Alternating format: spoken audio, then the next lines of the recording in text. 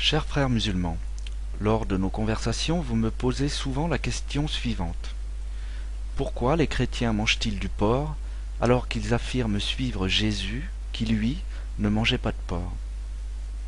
Cette question, je dois dire, est effectivement très pertinente et mérite qu'on s'y intéresse. En effet, à l'époque de Jésus, tout comme aujourd'hui d'ailleurs, les Juifs ne consommaient pas un certain nombre de viandes parce qu'elles sont considérées comme impures d'après la loi de Moïse.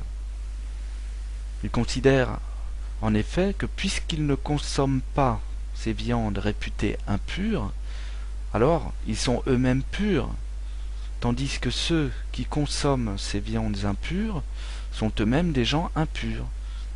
Par conséquent, il faut éviter de fréquenter ces gens-là. D'ailleurs, il était mal vu d'entrer chez ces personnes impures. On s'aperçoit de cette ségrégation quand on lit les évangiles. Le passage où un officier de l'armée romaine, un centurion, s'adresse à Jésus pour lui faire une demande. Il lui dit en effet clairement, « Seigneur, je ne suis pas digne que tu entres sous mon toit. » En effet, Jésus était juif alors que le centurion était païen. Les bons juifs pieux, qu'on appelait les pharisiens, reprochait à Jésus de fréquenter des gens qui ne suivaient pas la loi juive et même de carrément leur promettre le salut de Dieu. Cet homme fait bon accueil aux pécheurs et il mange avec eux, disait-il. Ou encore il lui reprochait « Pourquoi tes disciples désobéissent-ils à la tradition des anciens ? En effet, ils ne se lavent pas les mains avant de prendre leur repas. » Alors vous vous demandez toujours pourquoi ceux qui suivent Jésus le Christ et qu'on appelle les chrétiens mangent-ils du porc alors que c'est une langue interdite par la loi de Moïse?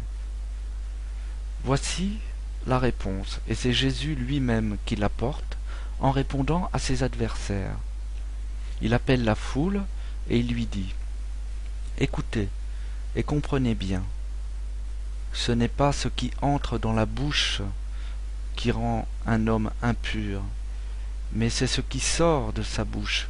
Voilà ce qui rend un homme impur. » Les disciples de Jésus, ne comprenant pas ces paroles, lui dirent « Sais-tu que les pharisiens ont été scandalisés en entendant cette parole ?» Et comme ils ne comprenaient pas, Jésus leur a expliqué lui-même ces paroles. « Ne voyez-vous pas que tout ce qui entre dans la bouche va dans le ventre pour être ensuite éliminé, tandis que tout ce qui sort de la bouche vient du cœur, et c'est ça qui rend l'homme impur. Car c'est du cœur que viennent les pensées mauvaises, les pensées de meurtre, d'adultère, de mauvaise conduite, de vol, de faux témoignages. C'est tout cela qui rend l'homme impur.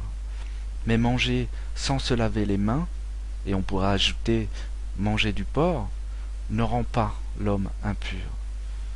Vous comprenez donc, chers frères musulmans, que ce qui est important pour un chrétien, c'est ce qu'il y a dans son propre cœur et comment il se comporte avec son prochain, mais certainement pas ce qu'il mange. Que Dieu vous bénisse. Amen.